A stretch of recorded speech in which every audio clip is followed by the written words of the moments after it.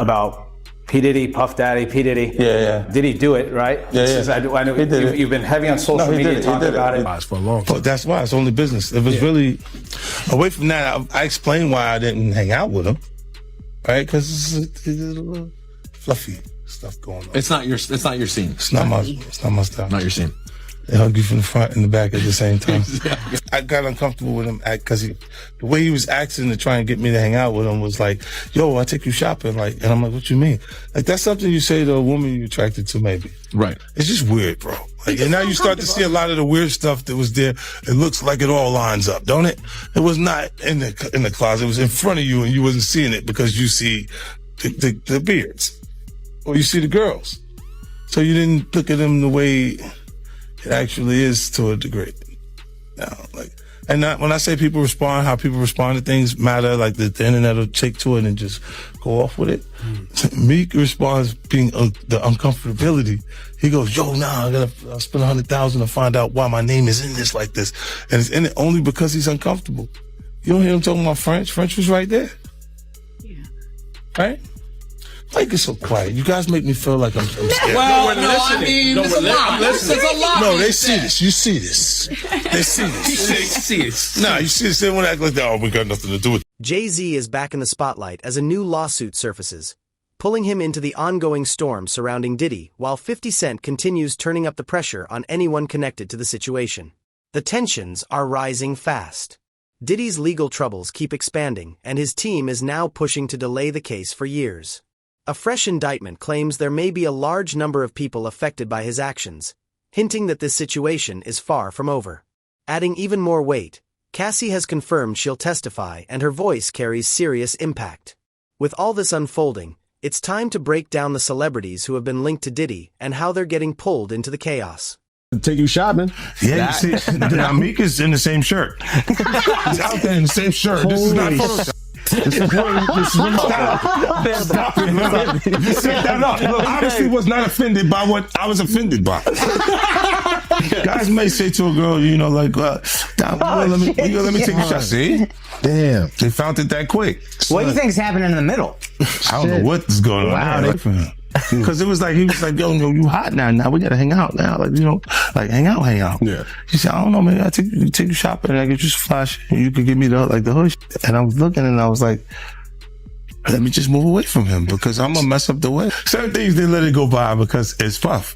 He wasn't like in the closet, he was like in the hallway. All these years, you being the only one calling this out. No, I look like I've been the crazy guy for a long time. They said you're a hater. They said you're crazy. You do this, and now everybody's complaining. 50 Cent has unexpectedly become one of Diddy's biggest challenges, refusing to back down as he exposes every connection and questionable move tied to the mogul.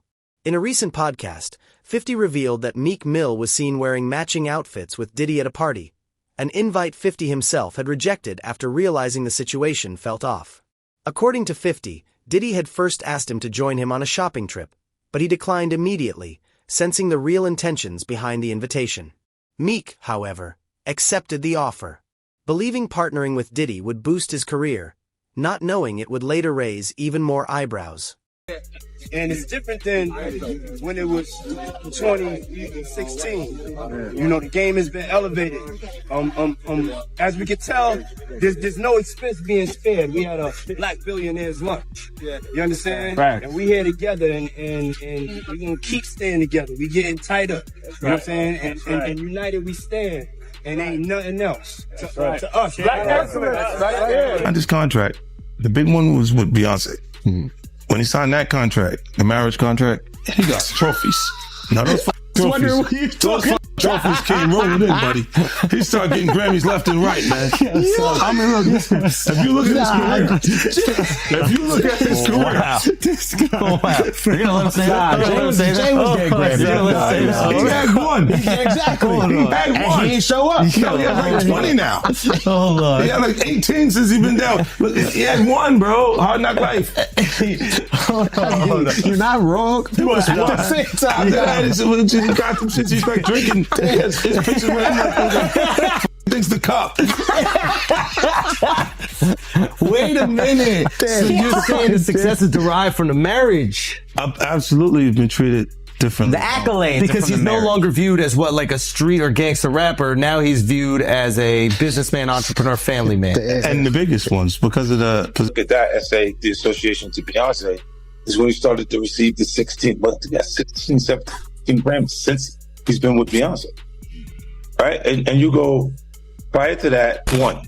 Right. You see what I'm saying? So that came in association. Like you see that their kids even have Grammys. Like they don't sing yet. They don't sing. Right. They don't rap yet. And they already have Grammys and shit. So it's like they give them this trophy so we secure that they're coming to the award show. Jay-Z isn't avoiding the spotlight either, as his name continues to resurface amid the ongoing controversy. For years, he and Beyonce have maintained a close connection with Diddy. And according to 50 Cent and several industry insiders, they represent the deeper issues that have long existed within the hip-hop world. Some observers even argue that Jay-Z and Beyonce's partnership is driven more by business strategy than personal closeness. With all three of them operating in the same circles and supporting similar ventures, it's no surprise that Jay-Z keeps getting pulled back into this growing storm. Was always anti-Diddy and was always speaking about Diddy as a problematic person was 50 Cent. And it turns out that it's just been announced that he's created a docu-series on Netflix. I can't wait to see this. The other end of that, every person who has tried to speak out about this, who has tried to speak out about the industry, the type of people that are controlling the industry, the attacks that people face from the media if they try to speak out, is always the same. They're called crazy. And an example of one such individual who went through those sorts of attacks is the actor Orlando Brown. He was on Disney, and I remember everyone telling us that he was totally insane and deranged when he was saying a lot of things that at the time sounded crazy, particularly about Diddy. Take a listen. The requirement is you gotta say no to Diddy. If it's new booty in the building, you know he's gonna get it. Don't take your girlfriend to a Diddy party. You can take but he won't you. Diddy, to me, is the fall guy. We are still seeing a major effort. 50 Cent is locked in on exposing every major figure tied to Diddy, and calling out Meek Mill and Jay-Z is only the starting point.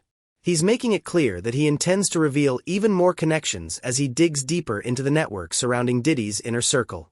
According to 50, this is just the beginning of a much larger list he's ready to bring into the spotlight. You better believe it. Shout at Def Jam, we the best. You know what it is. It's 2010, baby. It's the takeover. I'm going in. Happy New Year to the whole planet. God is the greatest. Real talk. And you know, I mean, if there's anything that somebody can say better than that, I'm all ears. But with that being said, continuous blessings to the whole entire universe. Diddy and Ross, which they good buddies, okay? They're gay. Who? Both. Diddy and Ross. And Khaled. They're all gay. Okay? DJ Khaled, Rick Ross, and P. Diddy? Yeah. They're all gay? Yeah. Gotcha. All right. Khaled is a Hamas supporter. Okay? Who supporter? Hamas.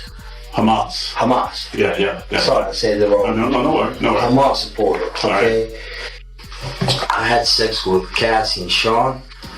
Basically, he would masturbate and tell me what to do with Cassie. I had like 15 encounters, and I heard a lot. Hidden in plain sight. It's hidden. I think I see what you're saying. Okay, how do I know this? Yeah, that's what I want to know. How do you know this? When you look back at everyone who was partying with Diddy in 2010, it's striking how quickly many of them have distanced themselves, acting as if they barely knew him despite once calling him their closest friend. Busta Rhymes, Rick Ross, DJ Khaled, and Usher were some of the names frequently seen by his side. Then in May 2018, Trump's National Doral Golf Course in Miami was forced to shut down after a shooting involving Jonathan Audi, who later claimed he had been controlled and mistreated while connected to Diddy. As more details emerge, the list of people tied to Diddy during those years keeps raising questions. Diddy Combs is facing new accusations of human trafficking as he awaits his federal trial. In a civil case filed in Florida April 1st, Joseph Manzaro alleges, according to court documents obtained by E! News, that he was drugged, transported against his will, and sexually maimed as a victim of a coercive and organized criminal enterprise facilitated by Combs and others back in 2015, and named celebs such as Beyonce, Jay-Z, and LeBron James as witnesses in the lawsuit. In his filing, Manzaro says the alleged events took place in April 2015. He states that he lost consciousness after feeling a, quote, greasy substance resembling Vaseline as he opened the front door to his home, after which he says he was transported to another residence, where an associate of Combs allegedly told him that the music mogul wanted him brought to a freak-off event. Manzaro alleges in the suit he was secretly transferred to the music producer's home through a concealed tunnel allegedly connected to Gloria Estefan and Emilio Estefan's Miami property. He alleges that upon regaining partial consciousness, he found himself inside a large party area upon information and belief that it was a birthday party for Combs' then 17-year-old son Christian Combs. There he was allegedly forced to appear in a penis mask. The lawsuit states, Jay-Z and Beyonce Knowles Carter were seated in the room, and upon seeing Manzaro, Beyonce Knowles Carter asked, "What's this? What's this all about? Why is this half-naked white man with a penis mask standing here in front of me?" Manzaro alleges in the lawsuit that he was then forcibly paraded through multiple rooms filled with people who were jeering and taunting him. High-profile individuals, including Jacob Arabo, Jay-Z, Gloria Estefan, LeBron James, and Beyonce Knowles Carter, are identified as witnesses due to their presence or knowledge of the events surrounding the freak-off orchestrated by defendant Diddy. Wow. And freak off, of course, is something that we've heard many times before, both in Combs' criminal case and other civil cases, to describe these prolonged sexual episodes, usually with sex workers. But Manzaro is suing Sean Combs. He is suing a man named Eric Mejias. He is suing Brendan Paul, who's been described in another lawsuit as Sean Combs' drug mule, Emilio Estefan, who is married to pop superstar Gloria Estefan, and Adria English, who filed her own lawsuit against Sean Combs, claiming she too was a victim of sex trafficking. By the way, it's interesting he's not suing these other celebrities that I mentioned, like Jay-Z and Beyonce and Gloria Estefan, possibly because he doesn't believe their alleged liability amounted to a civil claim, but seems to want to call them as witnesses at a trial, although I have to imagine they will do everything in their power to quash any subpoena should this case progress, and we'll talk a little bit more about what. A new civil lawsuit has now named Jay-Z, Beyonce, and even LeBron James, accusing them of being present at a Diddy-hosted event where a man says he was severely mistreated. The accuser, Joseph Monero, alleges he was drugged, taken somewhere against his will, and harmed as part of a coordinated scheme connected to Diddy and others back in 2015.